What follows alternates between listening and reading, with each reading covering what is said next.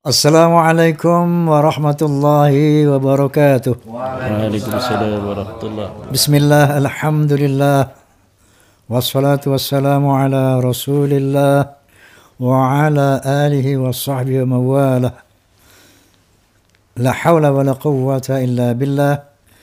Wa ba'du, sebagaimana biasa saya ingin menyapa Forsa Fensa Froma Mensoneta, kemudian Forum Silaturahmi Takmir Masjid dan Mushola Indonesia, Fahmi Tamami, juga PAMDI, Persatuan Artis Musik Dangdut Indonesia, juga PWI, Perjuangan Wali Songo Indonesia, kemudian juga pejabat Persatuan Pengacara dan Jawara Bela Umat, PIN, Perisai Idaman Nasional, tentunya juga Klaners. Semua saja para pemirsa, rahimakumullah. Baik, sebelum saya lanjutkan podcast ini, bahwa sampai saat ini alhamdulillah dengan izin Allah Subhanahu wa taala, Bisikan Roma masih terus bisa meneliti secara adil masalah nasab Ba'alawi ini, tersambung atau terputus. Oleh karena itu, dalam rangka keseimbangan informasi, saya di samping telah mengundang dari pihak Kiai Imaduddin, kemudian juga Dr. Sugeng, Menahem Ali, Profesor, dan juga dari pihak Ba'alawi saya telah mengundang Habib Taufik As-Saqaf, namun sayang beliau nggak hadir, dan juga setelah mengundang Habib Lutfi bin Yahya ke kantor beliau, tapi sayang sampai hari ini juga tidak ada jawaban. Dan juga telah saya undang tentu saja sahabatku yang keren, Habib Rizik Syihab. Juga sayang sekali beliau menolak untuk hadir. Katanya dengan alasan, Roma Irama nggak netral gitu. Kenapa nggak netral? Karena Roma Irama telah mendapat kartu anggota dari PWI. Itu telah diberikan bendera bla bla bla bla. Ini fitnah nih, Beb. Fitnah ini fitnah nih. Proses jangan. Takbir. Sallu ala Nabi. Allah. Beb, ente bisa aja, Beb. Itu namanya penyematan jas atau jaket ormas. Itu sering banget aneh, Beb. Bahkan jas partai sering disematkan itu sebagai penghormatan, penghargaan. Jadi ente nggak usah ngeliat ke situ, Beb. Wallahi saya nggak terima kartu anggota yang ente bilang, Beb. Nah, ente bohong nih. Tapi aneh maafin ente, Beb. Aneh cinta antum. Datang aja, Beb. Nanti bawa tuh jaket FPI, ame jaket Rabitul Alawi aneh pakai. Oke? Tapi datang, oke? Biar seimbang, Beb. Masya Allah, Habibana. Oke, nah karena antum nggak datang, Beb, ini saya ngundang lagi nih ke Imaduddin untuk mengklarifikasi berbagai macam isu di luar sana. Yang antum juga kan pernah bilang bahwa tesis itu Kiai Imad itu bukan tesis. Kalau tesis itu harus diuji di universitas. Nah, ini aneh tanyakan kepada beliau. Namun sebelumnya yuk tepuk tangan dulu buat Kiai Haji Imaduddin Uthman. Assalamualaikum Kiai. Waalaikumsalam Bang Haji. Ini yang pertama yang saya mau tanyakan ya, alhamdulillah ini Kiai sudah menyempatkan waktu kembali, bahwa kenapa saya undang beliau lagi, karena banyak hal-hal yang harus ditanyakan kepada beliau. Ya, banyak pertanyaan di medsos, di YouTube dan sebagainya mengenai apa, termasuk pertanyaan dari Habib Rizik Syihab yang mengatakan bahwa penelitian daripada Kiai Haji Imaduddin Utsman itu bukan tesis. Kalau tesis itu harus diuji di universitas dan disahkan oleh para profesor. Seperti apa mengenai ini? Sebelumnya makasih Bang Haji. Saya diberi kesempatan untuk kedua kali dengan penuh kehormatan di panggung Bisikan Roma ini. Mudah-mudahan bincang asik bareng Roma. Terima kasih banyak. Mengenai apakah tesis saya itu sudah diuji di meja akademis di universitas. Ini tesis ini perlu diklarifikasi. Tesis itu ada tesis dalam pengertian sebagai sebuah tugas seorang mahasiswa S2 untuk menggapai pangkat MA. Seperti saya ini S2-nya di IIKI. Saya mengambil jurusan tafsir dan hadis. Di mana? Di Institut Ilmu Al-Quran Jakarta. Oh, okay. Waktu itu kita mengambil judul Ahlul Kitab Inda Syekh Nawawi At-Tanara Al-Bantani. Ya, itu adalah tesis S2. Sedangkan tesis yang dimaksud oleh banyak orang tentang tulisan saya itu adalah sebuah kesimpulan filsafat. Dalam filsafat sintesa kan ada tesis, antitesis dan sintetis gitu. Nah, itulah yang dimaksud. Jadi sebuah kesimpulan ilmiah itu disebut dengan tesis. Kemudian ketika nanti ada pembandingnya atau yang menggugurkan itu disebut antitesis.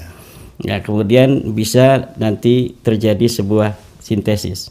Nah, itu jadi tesis yang dimaksud di dalam tulisan saya, karena yang nyebut tesis bukan saya yang pertama kali Bang Haji. Oh, gitu. Masyarakat menyebut, berpendidikan menyebut kesimpulan itu sebuah tesis gitu. Tetapi yang menyebut itu tesis bukan antum ya? Bukan yang pertama kali. Tetapi apapun itu, bahwa dibandingkan dengan tesis S2 saya yang dari IIKI itu yang berjudul Ahlul Kitab Inda Syekh Nawawi At-Tanara Al-Bantani, yang hanya diuji oleh beberapa profesor ketika ujian akhir sidang munaqashah, maka tesis saya ini tentang dalam tanda kutip ya, tesis dalam tanda kutip tentang terputusnya nasab Balawi ini itu diuji oleh para akademisi se-Indonesia di rumah-rumah mereka. Oke. Jadi ini lebih hebat daripada tesis saya yang waktu S2 itu, yang hanya diuji oleh beberapa profesor, oleh akademisi-akademisi yang terbatas. Sedangkan tesis saya tentang bahwa Ba'alawi, Habib-Habib ini yang ada di Indonesia bukanlah keturunan Nabi Muhammad SAW, itu sudah diuji, sudah dibaca oleh profesor-profesor mungkin yang ada di Indonesia ini yang mempunyai sebuah perhatian khusus terhadap nasab Balawi. Ini jauh lebih banyak, bisa ratusan Bang Haji. Masya Allah, Masya Allah. Ada beberapa doktor yang sudah membuat tulisan pembanding. Antitesis maksudnya. Antitesis itu tentang bahwa nasab Balawi tersambung kepada Rasulullah. Akhirnya dikirimkan pada saya seperti Dr. Jafar Segaf dari Balawi. Kemudian kita lihat, kita pelajari, kemudian kita berkesimpulan bahwa antitesis daripada Dr. Jafar Segaf ini tidak menjawab dari tesis saya itu, karena masih ada keterputusan 550 tahun. Karena memang nasab Balawi ini adalah nasab yang memang baru dipabrikasi pada abad 9 Hijriah tentang orang yang ada di abad ke-4 Hijriah. Jadi sesuatu yang bisa kita peroleh dari hujah-hujahnya Ba'lawi ini semuanya ada di abad 9 tentang berita orang-orang yang ada di abad keempat. Ada 550 tahun kesunyian dalil, kesunyian data, kesunyian sumber yang sampai saat ini belum bisa diverifikasi, belum bisa ditemukan jawabannya oleh mereka. Dan menurut saya Bang Haji tidak akan pernah mereka menemukan jawaban itu. Karena apa? Algoritma kedustaan yang dibangun pada abad 9 itu sudah sangat presisi. Saya dapat melihat bagaimana mereka membangun nasab mereka itu pada abad ke-9 dengan cara-cara yang ya tidak masuk di dalam kategori tidak masuk dalam scientific evidence. Jadi tidak bisa dibuktikan di dalam meja ilmiah. Bagaimana itu mereka membangun, mengkonstruksi nasab mereka di abad 9 ya dengan cara nebak-nebak saja, menyusun nama-nama sedemikian rupa agar tersambung kepada Ahmad bin Isa yang wafat 345 Hijriah, sedangkan dia yang menulisnya ada di tahun 895 Hijriah. Untuk keperluan tersambungnya nasab mereka itu mereka membutuhkan nama-nama. Akhirnya disusunlah nama-nama itu sampai ke Ahmad bin Isa. Dan saya telah menelusuri seluruh nama-nama yang dibangun itu. Dari mulai Ahmad bin Isa katanya punya anak namanya Ubaid, Ubaid punya anak namanya Alwi, Ali punya anak namanya Muhammad, Muhammad punya anak namanya Alwi, Alwi punya anak namanya Ali, Ali punya anak namanya Muhammad, punya anak lagi namanya Ali, punya anak namanya Faqih Muqaddam. Setelah Faqih Muqaddam ini adalah orang yang fiktif secara orang, individunya nggak ada, juga secara kesejarahannya. Kalau mulai dari Faqih Muqaddam, saya berhusnudzon orangnya ada, tetapi kesejarahannya yang dibangun, katanya dia adalah seorang imam, seorang ulama besar, seorang mujtahid mutlak, itu fiktif kesejarahannya, tapi individunya historis. Individunya ada. Tapi kesejarahannya yang dibangun dengan atribusi dan asosiasi yang diciptakan oleh keluarga Ba'lawi itu tidak ada. Bahwa beliau bisa hijrah Mi'raj 70 kali satu hari, itu kan hebat, Kiai. 70 kali. 70 sehari. Iya. Rasulullah cuma sekali seumur hidup. Betul. Nah itu astagfirullah. Selain itu juga ya terkait dengan tesis ilmiah itu. Tesis ilmiah dalam dunia filsafat itu kan ciri-cirinya mudah sekali Bang Haji. Apakah sebuah penelitian itu ilmiah atau tidak, dan apakah kesimpulan kebenarannya itu bisa dikatakan kebenaran ilmiah atau tidak. Itu ada rukun-rukunnya. Pertama, kebenaran itu bisa dikatakan ilmiah apabila kebenaran itu logis, rasional, kemudian empiris dan pragmatis. Kalau nasab Ba'lawi ini dikatakan putus, kesimpulan yang saya bangun itu adalah kesimpulan yang rasional. Bagaimana dikatakan rasional tesis saya itu, kesimpulan ilmiah itu? Karena memang mereka membentuk sebuah susunan nasab tanpa adanya referensi kitab-kitab sebelumnya. Padahal kitab-kitab sebelumnya itu ada berserakan. Dari mulai abad 4, 5, 6, 7, 8, 9 ini berserakan semua kitab ada di situ. Kitab nasab. Kitab nasab, kitab sejarah itu luar biasa banyaknya. Yang mereka itu yang namanya disebutkan Ahmad bin Isa itu disebutkan dia punya anak namanya Muhammad Ali Husain. Tetapi luhur mereka yang katanya Ahmad bin Isa itu punya anak namanya Ubaid ini luhur mereka itu tidak ada sama sekali. Oke. Kan ada hujah dari para Ba'lawi ini bahwa eksistensi seorang tokoh itu tidak harus tertulis secara dalam sejarah. Jadi mohon maaf, jadi saya memang agak lucu juga pertanyaan ini. Jadi walaupun tidak tertulis tapi dia ada. Seperti apa logikanya ini, Kiai? Allah itu tidak tertulis kitab sejaman. Ketika Allah itu wujud, tidak ada kitab sejamannya Bang Haji. Makanya masuk dalam rukun iman. Artinya rukun iman kebenaran yang perlu diimani tanpa adanya dalil lagi. Nggak adanya data sejaman harus diimani, itu namanya rukun iman. Kemudian adanya malaikat. Siapa orang yang pernah bertemu malaikat? Tidak ada. Makanya malaikat itu dikatakan ada berdasarkan daripada berita Rasulullah. Tetapi kita tidak pernah bertemu dengan malaikat, maka harus diimani karena tidak ada dalil sejamannya. Tidak ada apa yang bisa memverifikasi apakah malaikat itu ada ataukah tidak. Tetapi karena Nabi Muhammad SAW itu mengatakan malaikat itu ada, Al-Quran mengatakan malaikat itu ada, maka kita wajib mengimaninya. Ini masuk rukun iman. Kemudian kitab Al-Quran katanya dari Allah. Mana fotonya ketika Allah memberikan kitab Al-Quran itu pada Jibril? Nggak ada. Bukti sejaman tidak ada, datanya, saksinya nggak ada juga. Kenapa harus kita yakini bahwa Al-Quran itu dari Allah? Itu adalah rukun iman. Jadi tanpa dalil harus kita yakini untuk orang-orang yang mengaku dirinya beriman kepada Nabi Muhammad dan kepada Allah. Kemudian adanya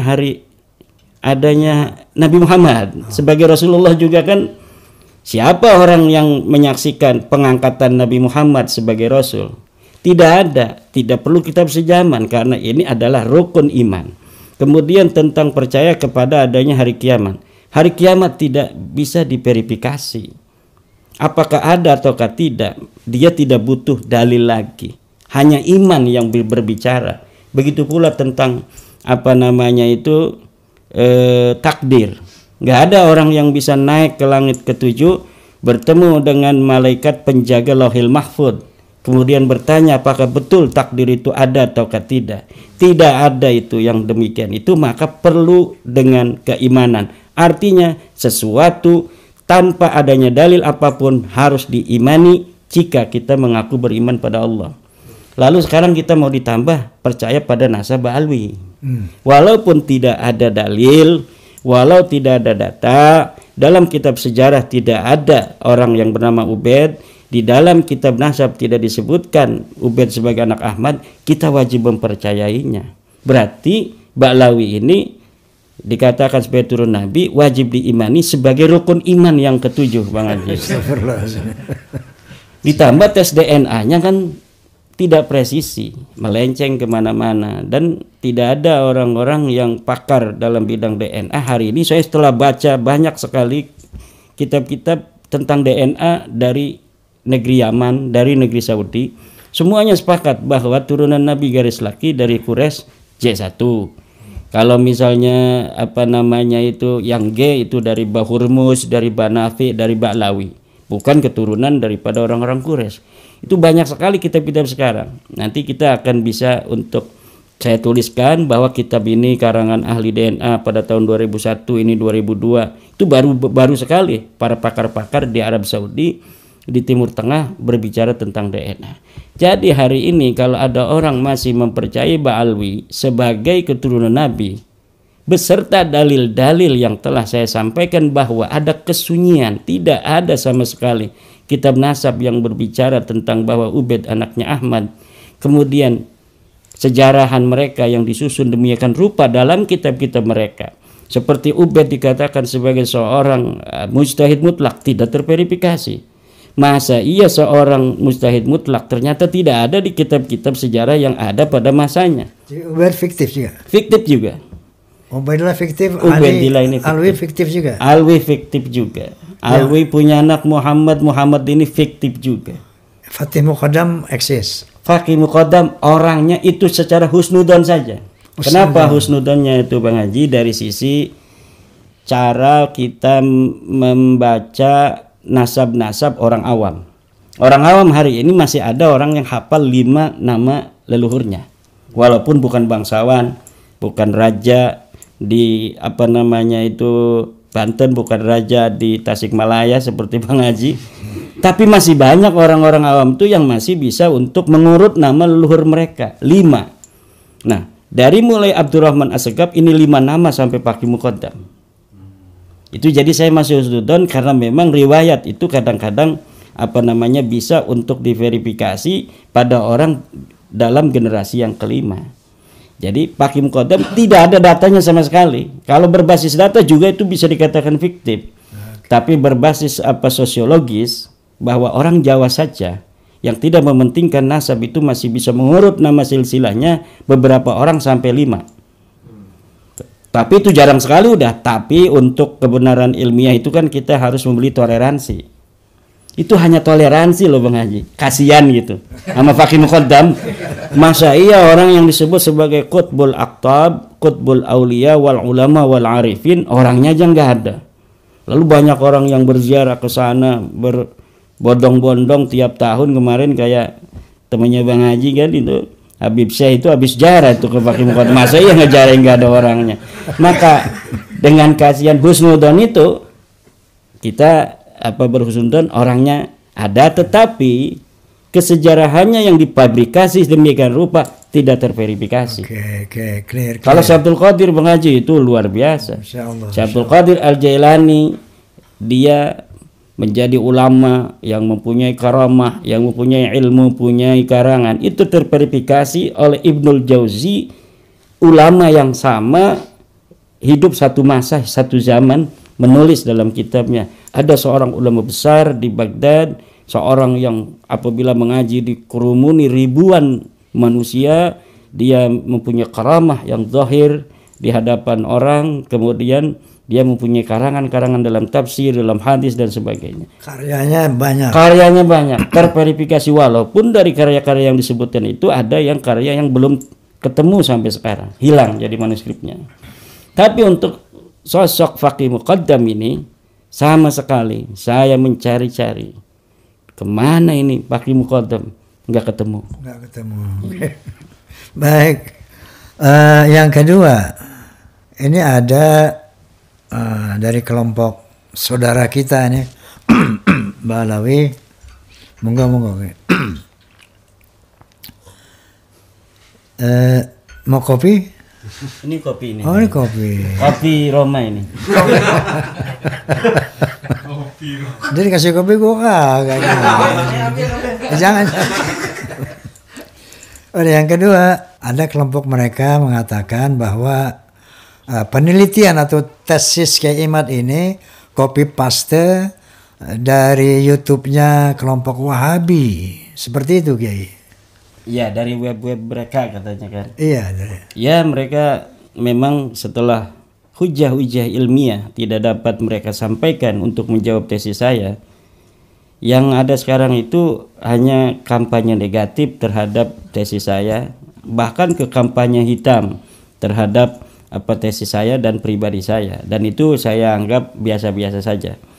Mereka mungkin berharap dengan itu masyarakat akan meninggalkan tesis saya, tapi tidak, karena kebenaran ilmiah itu ada satu yang syarat yang sangat berhubungan dengan masyarakat, yaitu syarat kebenaran ilmiah itu selain dia harus rasional logis, kemudian empiris, juga pragmatis. Artinya ada kemanfaatan yang dapat dirasakan oleh umat, ada kemanfaatan yang dirasakan oleh masyarakat dengan adanya kebenaran yang diistimbat oleh seorang ulama. Dan kebenaran tesis saya ini dirasakan oleh masyarakat yang selama ini mengalami keguncangan jiwa. Mereka berharap mendapatkan kedekatan kepada Rasulullah dengan berbuat sesuatu yang baik untuk keturunan Rasulullah hari ini, namun yang didapatkan adalah akhlak yang buruk, caci maki, kemudian dawir, minta duit, ada yang minta duit 40 juta. Banyumas itu ada material, dia dagang keramik, kemudian ada Habib bawa truk keramiknya langsung dibawa tidak bayar gitu. Ada gitu. Ada yang begitu. Ada lagi yang minta Alphard di Lampung itu. Dikasih orang cucu Nabi gimana, takut kalau nggak dikasih kualat Bang Haji. Nggak dapat syafaat. Kemudian ada kiai yang dia udah pegel dan udah nonton YouTube saya. Mungkin YouTube dengan Bang Haji mungkin. Jadi pas dia diminta duit, dia tuh 40 juta. Setelah minta duit, dia gimana caranya gua kagak mau nih ngasih orang beginian kan. Udah ada ceramahnya Ki Imad, jadi dia pura-pura jadeb. Ki Imad pahlawanku, Ki Imad pahlawanku, Ki Imad. Ini si Habibnya bingung kan, ini orang gila Bang kan. Ngedenger nama saya katanya langsung lari itu. Nah itu Yang beberapa juga di rumah-rumah kiai sekarang banyak yang ada foto saya. Oh gitu. Ada foto saya sengaja ditaruh di tempat yang mudah terlihat oleh tamu-tamu agar apabila ada tamu para habaib itu dia yang biasa dawir itu dia langsung lihat foto saya dan tidak jadi minta uang. Wah, jadi pasang terus Bang Ari dawir. Sekarang harusnya fotonya sama Bang Haji kan. Masya Allah. Satria bergitar gitu. Allahumma sholli ala Muhammad. Oke, yang selanjutnya apakah benar? Belum Bang Haji ini belum saya jawab ini. Belum. Okay. Belum, tadi prolog aja. Jadi tadi prolog. Prolog. Ya, belum menjawab mengenai dari copy paste Wahabi. Iya, belum. Ya. Nah, itu setelah mereka tidak bisa menjawab hujah-hujah ilmiah itu, maka mereka membuat framing terhadap kajian saya itu, termasuk katanya tesis saya itu adalah copy paste, kopas ya. Kopas itu istilah bahasa slang tuh, bahasa slang internet ini. Kopas itu artinya adalah menjiplak atau menyalin atau mengambil secara utuh kemudian diatribusikan dengan nama saya gitu. Nah, ini salah satu buku saya Bang Haji. Ini buku kronik perjalanan ilmiah dalam mengungkap nasab palsu Ba'alwi. Ini jumlah halamannya 400 halaman. Kalau copy paste silahkan ini dilihat apakah kitab atau buku semacam ini ada di web-web yang ditulis oleh kaum-kaum Wahabi. Itu tidak ada. Ini kitab atau buku ini memang ditulis oleh saya. Adapun sebelumnya ada ulama-ulama yang ikut membatalkan Ba'alawi itu sebagai sebuah bacaan dan inspirasi atau mempunyai sudut pandang yang sama di dalam bagaimana membatalkan Ba'alawi, itu kan tidak bisa disebut sebagai kopas. Ada beberapa ulama dulu Bang Haji dari tahun 85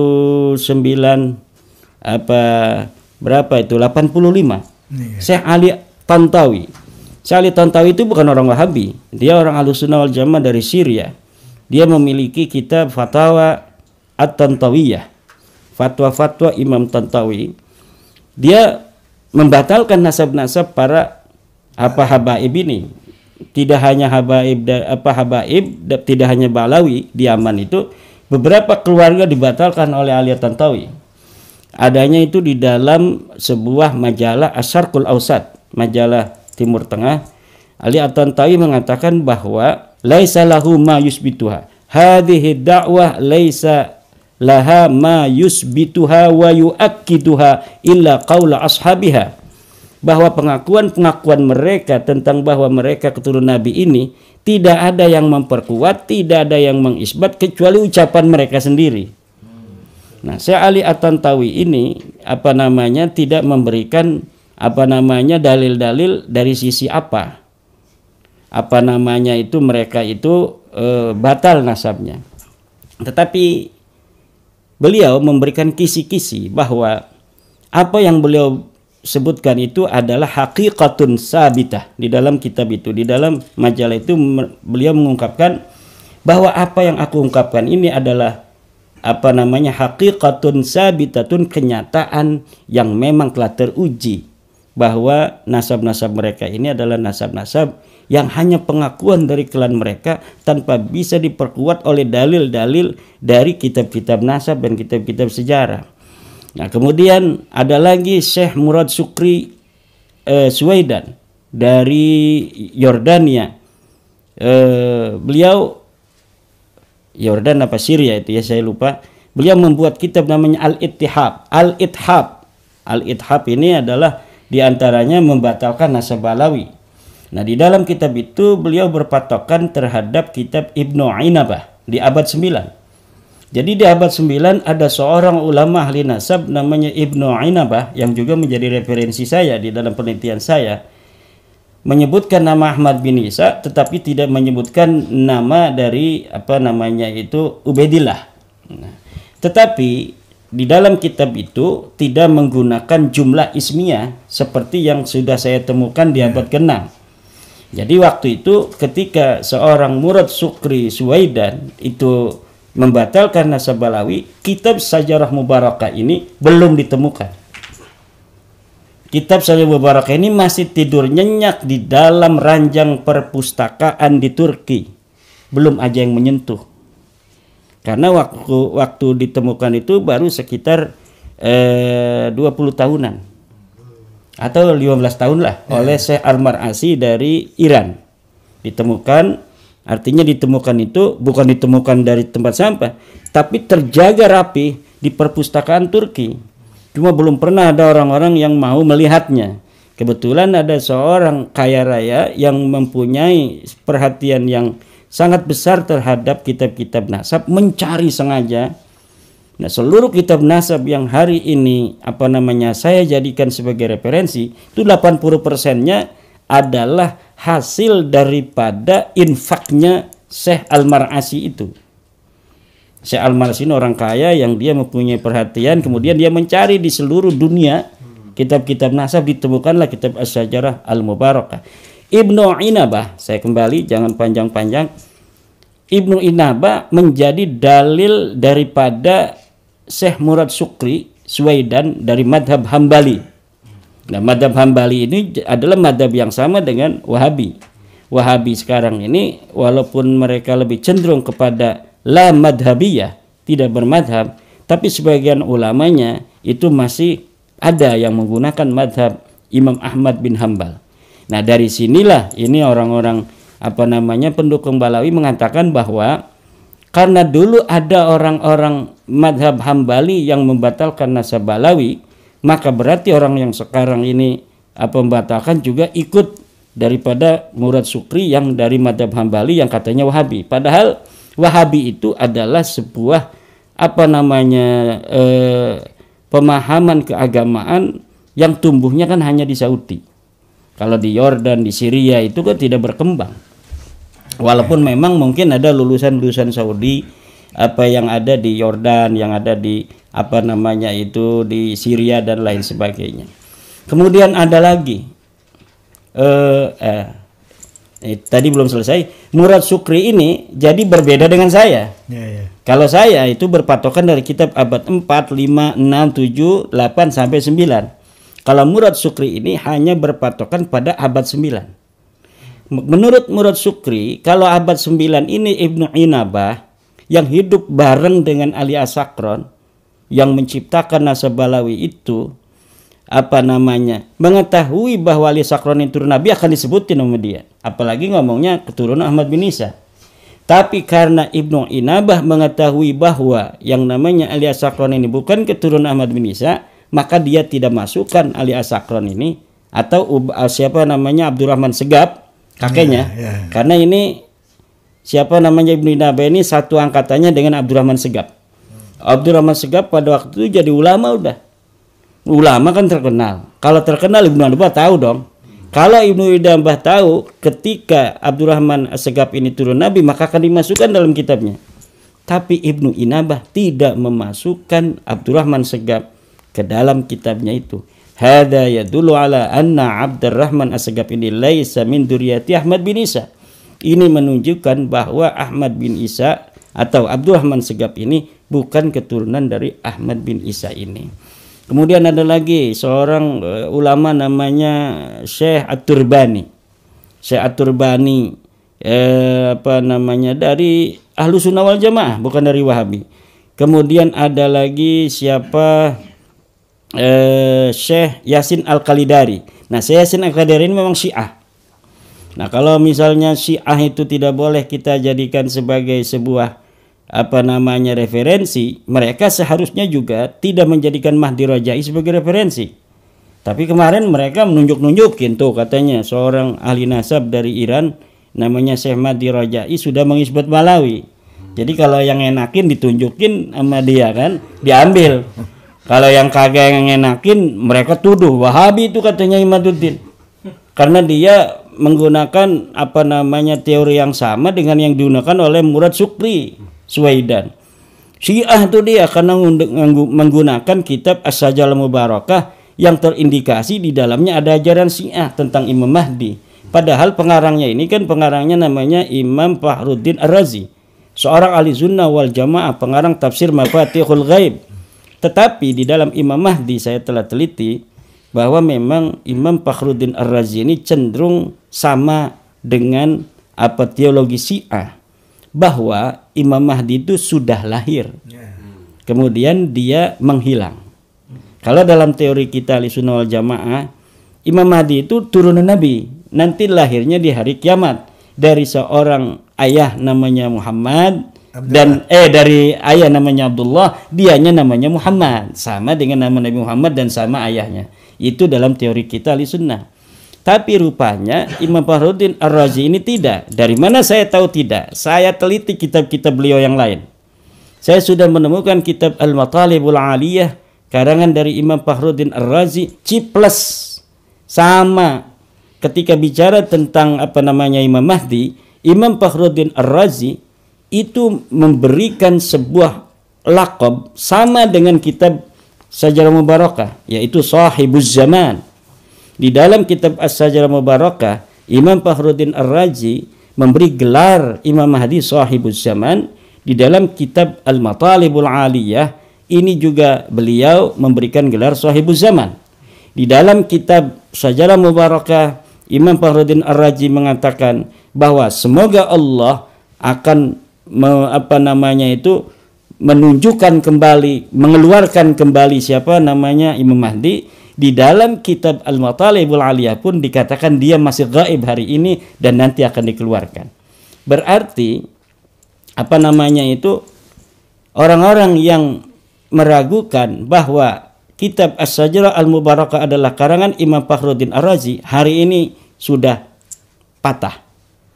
Argumentasi mereka untuk membuat masyarakat tidak mempercayai tesis saya karena menggunakan referensi, salah satunya adalah As-Sajalah Mubarakah yang diatribusi sebagai ajaran Syiah, itu tidak terbukti. Karena apa? Karena pengarangnya sudah jelas, seorang yang seperti disebutkan di dalam manuskripnya, yaitu Imam Fakhruddin Ar-Razi, dikarang 597 Hijriah. Kemudian manuskripnya ditemukan ada di perpustakaan Sultan Ahmad As-Salis yang ada di Turki, yang sampai hari ini masih ada. Jadi apabila nanti ada di pengadilan, dari mana kitabnya? Ini kitab cetakannya. Dari versi mana cetakan itu? Dari versi manuskrip yang ada di Turki. Itu tidak bisa mereka datang ke sana kemudian membakar dan sebagainya, nggak bakal bisa. Karena sangat ketat sekali penjagaan di sebuah perpustakaan. Jadi simpelnya Kiai, bahwa bukan copy paste dari Wahabi atau iya, Bang Haji nanti saya kasih nih bukunya. Bang Haji nih, buat Bang Haji nih 400 halaman. Bang Haji bisa baca, terus bisa cari di Google, ada nggak yang sama begini? Begitu Bang Haji. Ini yang belum punya silakan dibeli di Koperasi Maktabah Nahdlatul Ulum sambil kampanye. Oke, terima kasih banyak Kiai. Berikutnya bukan kampanye, iklan ya. Iklan. Promosi. Yang keempat, pertanyaan masih banyak nih Kiai. Iya. Ini pemirsa, dalam rangka kenapa saya mengundang beliau kembali, karena katakanlah ada serangan-serangan quote and quote yang berusaha membatalkan penelitian beliau. Makanya beliau saya undang kembali untuk mengkonfirmasi kebenaran ini. Oke, yang keempat nih, kemarin berita ramai nih Kiai sama Gus Abbas katanya ke Gersik mau ceramah, kemudian beritanya viral bahwa Kiai dipersekusi di Gersik. Seperti apa yang sebenarnya Kiai? Ya, yang saya tahu, saya datang kan dari Saparidawa di Banyumas, Purbalingga, Cilacap. Terus setelah 3 hari saya ke Gersik, yang gak ada persekusi, yang ada itu saya dikawal sampai ke rumah tuan rumah, kemudian dikasih minuman, kopi pahit dan sebagainya Bang Haji. Nggak ada persekusi itu. Nah, cuma tahunya itu ketika sudah acara ngelihat di YouTube, katanya ada di tempat yang agak jauh dari lokasi itu ada orang-orang datang tuh mau kayak berdemo begitu Bang Haji. Okay. Mau berdemo kemudian dihalang oleh laskar karena memang tuan rumah ini Panglima Laskar Jawa Timur. Jadi banyak laskarnya dia itu. Okay. Bisa dihalau katanya, kemudian didamaikan oleh dari Polda Jatim, kemudian dari apa namanya itu Kapolres di daerah setempat gitu. Jadi saya tidak terlalu tahu persis di luar. Kalau di tempat itu mungkin 10.000 yang hadir Bang Haji. Okay. Karena ini apa tuan rumahnya Sohibul Haja ini seorang panglima PWI di Jawa Timur. Jadi lurah dulunya 2 kali, 2 periode.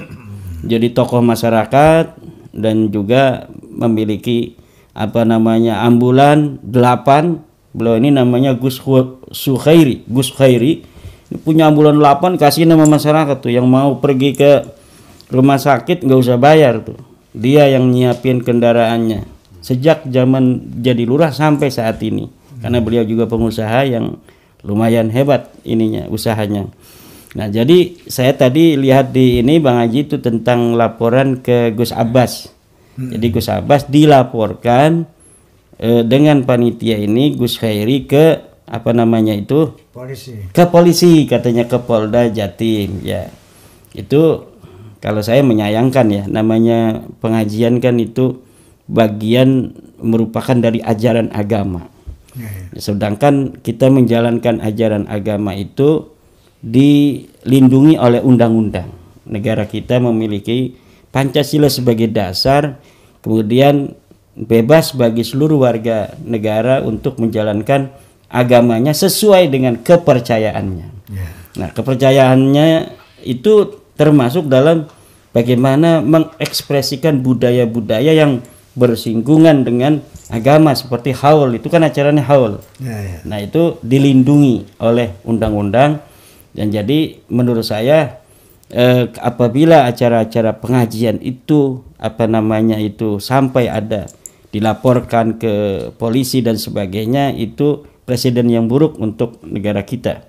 Nanti akan ada sebuah presiden bahwa negara mengintervensi keyakinan umat beragama untuk menjalankan agamanya secara bebas gitu. Pemirsa, ya berita ini memang ramai kemarin bahwa ada berita Gus Abbas dan Kiai Haji Imaduddin dipersekusi. Jadi nyatanya memang saya melihat video di sana memang ribuan itu ya yang masa yang menghadiri. Gitu. Nah tentunya hal ini saya nggak pernah dengar ketika habaib tabligh kemudian dipersekusi gitu. Jadi inilah maksudnya bahwa ketika pihak Kiai Imad berceramah tabligh harus dilarang. Namun ketika para alim bertabligh dimanapun, it's okay. Nggak ada yang namanya PWI itu melarang, apalagi mempersekusi. Ini juga perhatian ya buat teman-teman dari Ba'alawi agar tidak melakukan hal-hal yang tidak terpuji, tidak balance artinya ya kan. Dan nyatanya alhamdulillah beliau memang tidak dipersekusi. Baik, berikutnya, nah ini saya pernah melihat Kiai mengatakan lagu sebujur bangkai Rhoma Irama itu lebih baik, lebih manfaat daripada pidato 70 baik. Ini di mana Kiai? Emang gitu kenyataannya. Dasarnya apa tuh ya? Dasarnya memang kan kita sering melihat ceramah habaib-habaib itu di video-video itu kan begitu. Halu kan. Katanya siapa aja di Tarim itu orang yang sudah kumisan jadi wali. Lah gunanya untuk masyarakat apa itu? Nggak ada. Kemudian kakek aneh pakai mukoda mi'raj 70 kali ke langit. Nggak, apa bedanya untuk umat? Nggak ada. Kakek aneh bisa nurunin rantai emas dari langit. Apa manfaatnya buat kita? Kagak ada. Dan banyak itu masih kalau bisa diurut 70 tuh Bang Haji. Tapi kalau kita mendengarkan lagu badan pun tak berharga sesaat ditinggal nyawa, anak istri tercinta tak sudi lagi bersama, secepatnya saat dipendam. Insyaallah. Jadi terusin Bang Haji. Jadi maksudnya lagu Sebujur Bangkai lebih bermanfaat untuk didengarkan ketimbang 70 ceramah-ceramah Habib yang khurafat-khurafat itu yang tidak ada manfaat untuk umat Islam, kecuali hanya untuk mengunggulkan daripada klan-klan mereka. Apalagi ada sebuah ungkapan dari mereka bahwa satu Habib yang bodoh itu lebih utama daripada 70 kiai. Itu ucapan ketika dibawa di dalam meja ilmiah tidak terbukti. Buktinya satu Imaduddin Usman, 70 habaib belum ada yang bisa jawab tesisnya. Tapi Bang Haji, kalau lagu Sebujur Bangkai semua banyak yang akan setuju. Tidak semua, banyak yang akan setuju. Kenapa? Coba di dalam sebuah hadis dikatakan wa kafa bil mauti wa'idha. Cukup dengan kematian sebagai penceramah, sebagai penasehat. Nah, lagu Sebujur Bangkai itu adalah nasihat. Lagu tentang kematian. Bahkan ada di sebuah show Bang Haji sebelum nyanyi itu ada ayat Al-Qur'annya. Kullu nafsin dha'iqatul maut. Sebuah lagu Sebujur Bangkai. Kan ada begitu tuh kan. Ya, tentunya bagi yang mendengarkan langsung ingat mati itu Bang Haji. Walaupun ketika mereka mengingat mati kakinya masih bergoyang. Mati juga gua, biarin dah goyang dulu. Tapi mereka ingat mati Bang Haji. Walaupun sambil goyang-goyang. Daripada ngedengerin ada rantai emas dari langit, ada kakeknya bisa memadamkan api neraka. Tarim itu katanya adalah tempat orang berdoa dikabulkan. Dan tidak jauh dari kenyataan. Kenapa? Di Indonesia ini banyak air, banyak sawah, padi, makanan berlimpah kan. Lah di sana itu kering itu Bang Haji, nggak ada apa-apa. Berarti kan di Indonesia ini adalah daerah-daerah yang tanah mustajab.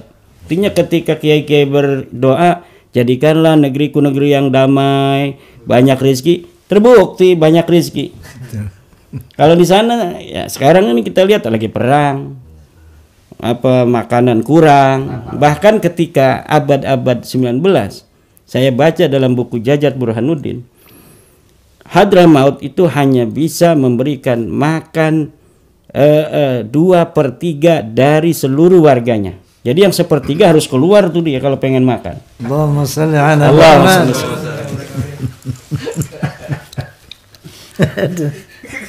Bisikan Roma Kiai.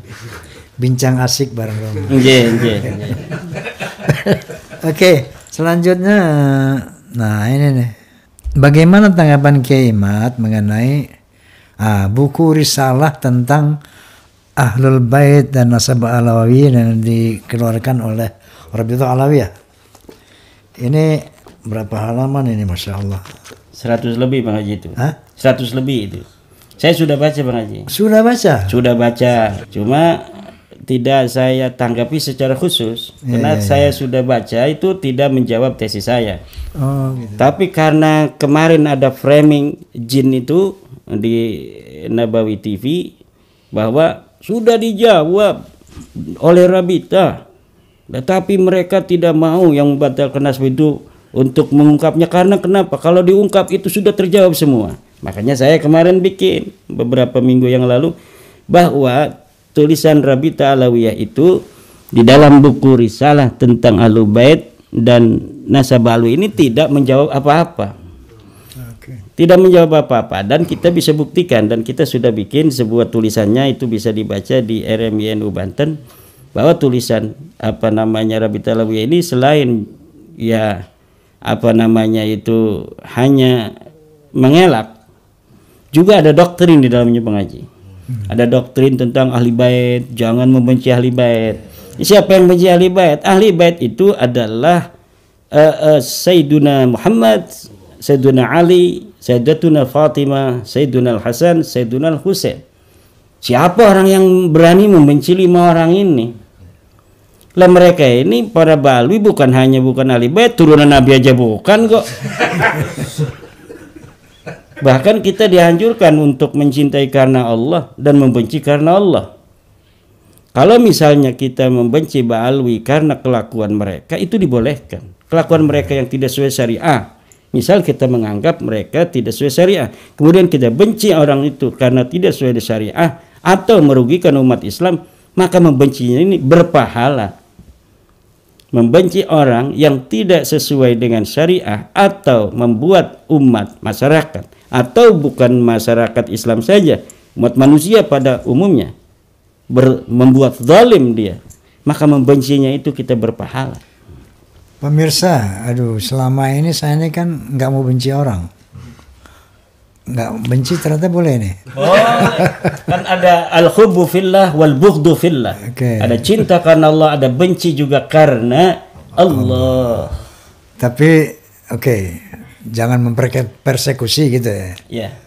Membenci boleh tapi tidak mempersekusi. Jangan, itu persekusi itu kelakuan orang primitif yang memalukan. Sepanjang Indonesia ini berperadaban dari zaman Hayam Wuruk, zaman Raden Wijaya sampai sekarang zaman Pak Jokowi dan bentar lagi zaman Pak Prabowo, nggak ada itu persekusi itu dilakukan oleh orang-orang Jawa. Orang Jawa, orang Sunda kalau ada masalah nggak ada yang bawa-bawa orang datang ke rumah orang itu mempersekusi, nggak ada itu. Itu bukan adat istiadat peradaban orang Nusantara persekusi itu. Itu peradaban orang barbar, orang primitif yang memalukan ada di Indonesia. Oke, ini perlu saya klarifikasi nih. Tadi bahwa benar, menyintailah karena Allah, Masya Allah. Membencilah karena Allah, tapi bencilah kelakuannya gitu. Jangan benci, jadi orangnya susah kan ya. Benci kelakuannya, kita benerin gitu supaya kita nggak benci gitu ya. Jadi kalau kelakuannya sudah tidak menimbulkan kebencian, maka muncullah kecintaan karena Allah. Kira-kira seperti itu kayak ya. Nggak tahu deh. Karena begini Bang Haji. Ada itu orang meninggal di zaman Rasulullah. Karena Rasulullah mau menyolati. Kemudian ditanya oleh Rasulullah, ini ada masalah enggak gitu. Saya lupa itu masalah apa. Kemudian Rasulullah tidak jadi. Itu membuat sebuah pelajaran kepada masyarakat agar tidak mengikuti kelakuannya itu. Yeah.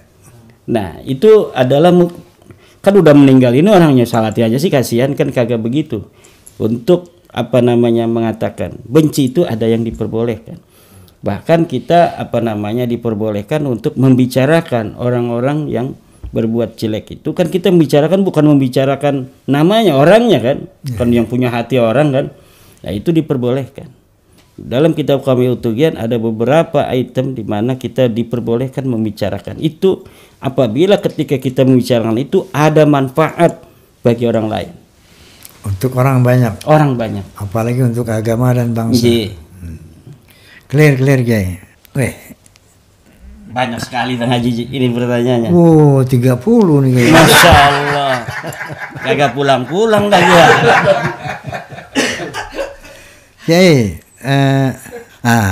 apakah benar Kiai pernah mengatakan walaupun ulama sedunia mengisbat Ba'alawi sebagai zuriyah Nabi, saya tidak akan menerima?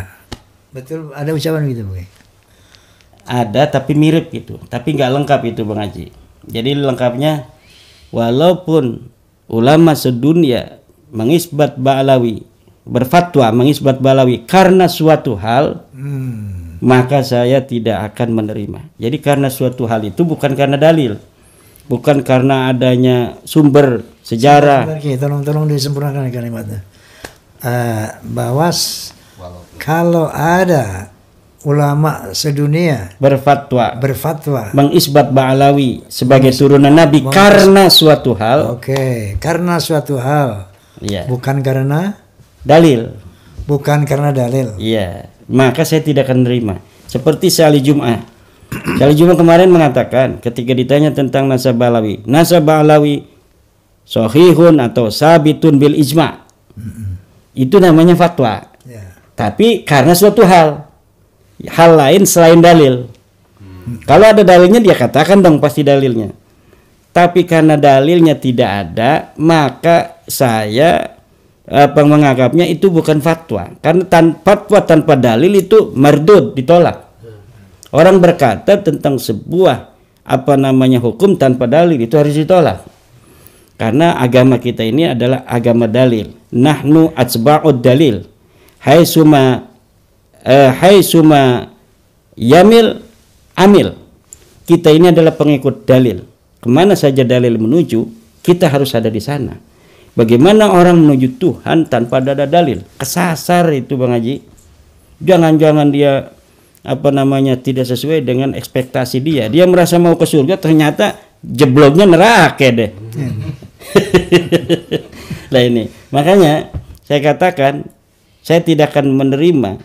Saya yang sendiri, orang lain silakan aja, tapi saya sebagai orang yang dididik di pesantren, dididik di dunia akademis modern, bahwa kita di dalam beragama harus ada dalil. Kalau suatu perdebatan tentang sebuah hal tanpa ada dalil, maka kita harus abaikan. Wala taqfu ma laisa laka bihi ilm. Jangan kau ikuti sesuatu yang tidak ada dalil. Ini perintah Al-Quran. Dan di dalam hadis Nabi dikatakan, istafti qalbak wa in aftakal muftun. Bertanyalah pada hatimu tentang kebenaran. Kalau engkau sudah menemukan di hatimu kebenaran dengan keyakinan, seyakin-yakinnya, dengan dalil dan hujjah, maka pegang itu. Wa in aftakal muftun, walaupun seluruh orang berfatwa berbeda dengan keyakinanmu itu. Jadi kita diperintahkan bukan hanya oleh Allah, tapi oleh Nabi untuk mengatakan seperti saya tadi. Saya sudah melihat selihat-lihatnya. Dalam bahasa saya ainul yaqin, bermusyahadah dengan dalil-dalil. Saya telah melihat secara presisi bagaimana algoritma kedustaan fabrikasi nasab ini dibangun. Lalu tiba-tiba saya harus mengatakan bahwa nasab mereka tersambung kepada Rasulullah. Ini pengkhianatan ilmiah. Tidak boleh saya sebagai orang yang sudah mengetahui kemudian mengatakan tidak sesuai dengan pengetahuan saya. Wajib bagi saya untuk mengatakan sesuai dengan pengetahuan dan keyakinan. Istafti qalbak, tanya pada hatimu. Pada hati itu artinya pada kebenaran. Karena manusia memiliki sanubari. Di mana sanubari itu walaupun orang jahat, itu memiliki sebuah nilai-nilai kebenaran yang fitri. Kebenaran yang secara alamiah ada. Kemudian otak kepentingannya ini yang kemudian menutupi. Nah, bagi seorang santri, bagi seorang yang ilmiah, sanubari ini dimanfaatkan untuk selain otaknya bekerja dengan dalil, maka sanubarinya ini untuk meyakinkan bagaimana keilmiahan otaknya ini diperkuat oleh keyakinan sanubari yang ada di dalam hatinya. Ada lagi hal lain Bang Haji, yaitu dengan istikharah misalnya. Ini pada para ulama, para kiai, kalau bingung-bingung baca buku saya ini yang 400 halaman. Ada lagi buku Habib Turunan Nabi Benarkah? Ada lagi Menakar Kesahihan Nasab Habib di Indonesia. Ada lagi buku Terputusnya Nasab Habib di Indonesia. Ada lagi bahasa Arab Al-Mawahib Al-Laduniyah fi Inqita'i Nasabi Ba'alawi Ibni Ubaidillah. Ada lagi kitab bahasa Arab I'anatul Akhyar Firrad ala Syekh Abdillah Mukhtar. Kemudian ada lagi bahasa Arab judulnya adalah Al-Bayanud Dhahabi fi Duriyatin Nabi. Itu daripada baca-baca begitu lama, udah istikharah aja dah para kiai itu. Usolli sunnatal istikharati raq'atin lillahi ta'ala, khusus untuk mendapatkan petunjuk dari Allah Subhanahu wa taala, apakah Ba'lawi ini merupakan keturunan Nabi atau bukan. Saya yakin kalau para kiai itu beristikharah, Allah akan memberikan petunjuk sebenarnya Ba'lawi ini keturunan Nabi atau bukan. Juga untuk para Ba'lawi sendiri. Coba itu Ba'lawi yang saleh, istikharahlah kepada Allah sebelum tidur. Salat istikharah, ya Allah, setelah salat 2 rakaat, saya ini sebenarnya cucu Nabi atau bukan gitu. Cucu Nabi Muhammad atau bukan. Maka Allah nanti akan memberikan sebuah petunjuk padanya untuk mengetahui apakah mereka cucu Nabi ataukah bukan. Demikian Bang Haji. Masya Allah, Masya Allah. Pemirsa, menarik sekali bahwa tadi bahwa kita istikharah, umumnya ini tugas para ulama ini, dan ya kita semua untuk kalau nggak percaya nasab, buku nasab ini, meragukan nasab, istikharah untuk mendapat jawaban dari Allah Subhanahu wa taala. Nah, terutama buat saya ini, buat teman-teman, saudara-saudara, para habaib ya. Para habib ini seharusnya istikharah begitu. Karena ini sudah terang benderang bahwa dari 3 aspek ilmu ini kan, penelitian sejarah, ilmu nasab, tes DNA, kemudian filologi, ini 3 ini sudah dinyatakan mustahil keturunan Nabi. Nah, kalau sudah ada berita yang seperti ini meluas tanpa ada yang bisa mengcounternya, wajib kaum Ba'lawi ini merenung, karena berat, ada ancaman dari Allah Subhanahu wa taala. A'udzubillahi minasyaitonir rajim. Wala takunu kalladzina tafarraqu wakhtalafu min ba'di ma ja'ahumul bayyinah. Wa ulaika lahum 'adzabun 'azim. Janganlah kalian seperti orang-orang yang bertengkar, berselisih setelah datang keterangan yang nyata. Ulaika lahum 'adzabun 'azim. Dan untuk mereka yang seperti itu akan Allah timpakan azab yang berat. Bahkan Nabi SAW pernah bersabda, man da'a ila ghairi abih fahuwa ya'lam al-jannatu haram. Barang siapa yang mengaku ayah kepada yang bukan ayahnya dan dia tahu, apakah lagi ini mengaku kepada Nabi Rasulullah SAW, tapi dia tahu, dia tetap kekeh mengakui saya keturunan Nabi, padahal terang benderang keturunan Nabi, maka surga haram. Saya rasa ini harus direnungkan oleh teman-teman dari Ba'lawi ya, bahwa ya karena ini ancamannya luar biasa dari Allah dan Rasulnya. Nah, ketika tadi beliau mengatakan bahwa mencintai karena Allah, benci karena Allah. Oke. Saya akan mengatakan bahwa ketika orang yang kita benci ini bertaubat, selesai, kita akan cinta dia. Artinya apa? Yang dibenci itu bukan physically, tapi akhlak. Bukan orangnya secara fisik, tetapi kelakuannya. Buktinya ketika orang-orang yang ya katakanlah tidak baik, ketika dia bertobat menjadi orang baik, maka muncullah cinta karena Allah. Sebelumnya kita benci karena Allah. Nah, inilah yang sekali lagi kepada sahabatku nih, Habib Rizik Syihab. Masya Allah, itu udah fitnahannya nih, Bib. Masih getah aja Bang Haji. Bukan. Jangan dendaman sih Bang Haji. Aneh nggak pernah dendam orangnya kayak, nggak bersih, nggak. Maksudnya begini, Bib. Ini kan yang namanya forum ini, ternyata forum satu-satunya ya, podcast satu-satunya. Mungkin ada yang lain saya nggak tahu, yang memberikan ruang untuk kedua belah pihak. Jadi ada mengatakan Rhoma Irama itu seniman, dia nggak ngerti nasab, ngapain bahas nasab. Saya tuh bukan membahas nasab, Bapak. Saya itu menghadirkan orang ahli nasab. Nah, dari orang ahli nasab ini mengungkapkan pendapatnya. Nah, tolong yang dari pihak yang dibatalkan juga menghadirkan bantahannya. Makanya saya undanglah Gus Romel, saya undanglah Habib Taufik sebagai Ketua Rabitul Alawiyah.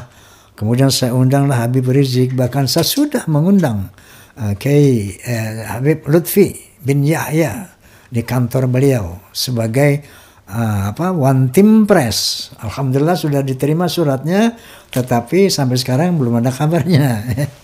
Nah, jadi dengan undangan saya ini bukan saya mau ngajarin nasab, bukan. Saya ini itu kerja saya itu, hai manusia. Bukan ajaran, bukan.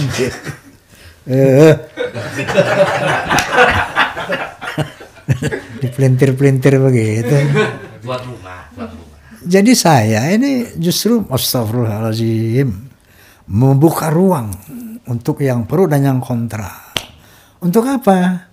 Untuk jelas kepada kita umat Islam dan bangsa Indonesia. Siapa ini Mbak Alwi ini? Kalau turunan Nabi, kita cintai habis. Kalau bukan, kita cintai juga. Tapi bukan sebagai surya. Begitu, Masya Allah, Habib-habibku. Ya. Masya Allah, Masya Allah, Masya Allah, Tabarakallah. Karena kalau ente kekeh, setelah ente tahu setelah ilmiah, ancamannya dari Allah ngeri. Allah. Ngeri, azabun azim. Dari Nabi sallallahu alaihi wasallam yang ngeri juga. Haram surga. Coba direnungkan ini. Kita renungkan dan kita bisa bergandengan tangan sebagai sesama muslim, sesama bangsa Indonesia ya.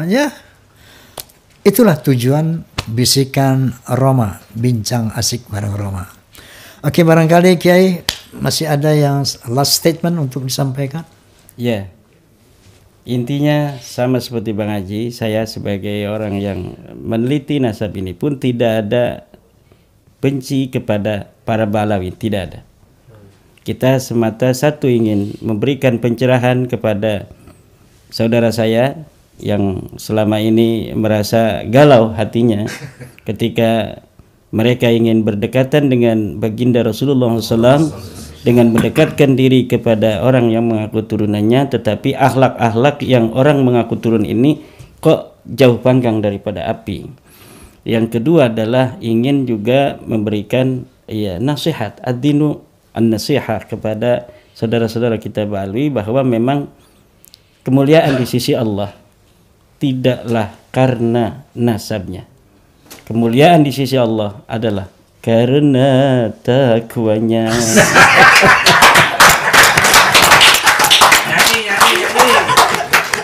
Oke, terima kasih. Oke, jadi saya tetap akan ngundang antum Habib Rizik. Tolong bawa jaket FPI karena saya bukan FPI. Ya, makanya ketika ada orang bilang, "Ji, ente mau ditegur tuh sama Habib Rizik." Siapa dia mau negur gue gitu kan. Kenapa? Saya bukan FPI, Bib. Habib Rizik itu imam besar FPI, bukan imam besar umat Islam. Makanya saya bisa ngomong gitu, ya. Tapi ente sahabatnya, Bib. Oke, saya tunggu antum tetap bawa itu jaket FPI. Kalau sekalian KTP tadi. Apa? KTA. Kalau saya dilantik sama PWI, masa di sini dilantik, Bib? Diberikan enggak lah. Kalau saya dilantik sebagai PWI, pasti ada acara khusus, Bib. Dia enggak pelantikan Roma Irama sebagai PWI. Begitu, Bib. Kemana sempetin jaket doang? Gitu. Ya, Bib. Jadi aneh masih berharap antum datang untuk imbangan, Bib. Kita bercanda di sini. Aneh kita bercanda. Oke, pemirsa, demikianlah. Tetap jaga ukhuwah Islamiyah. Ainamal mu'minuna ikhwatun fa aslihu baina akhwaikum. Jaga persaudaraan sesama orang beriman. Oke, wallahul muwaffiq ila aqwamit thoriq. Billahi taufiq wal hidayah. Tsumma assalamualaikum warahmatullahi wabarakatuh. Waalaikumsalam warahmatullahi wabarakatuh. Namun Kiai seperti biasa Ini 2 kali dapat hadiah. Diminta anak itu yang satu. Ini buat saya. Ini sederhana, cuman jangan dilihat dari harganya, tapi nilainya insya Allah.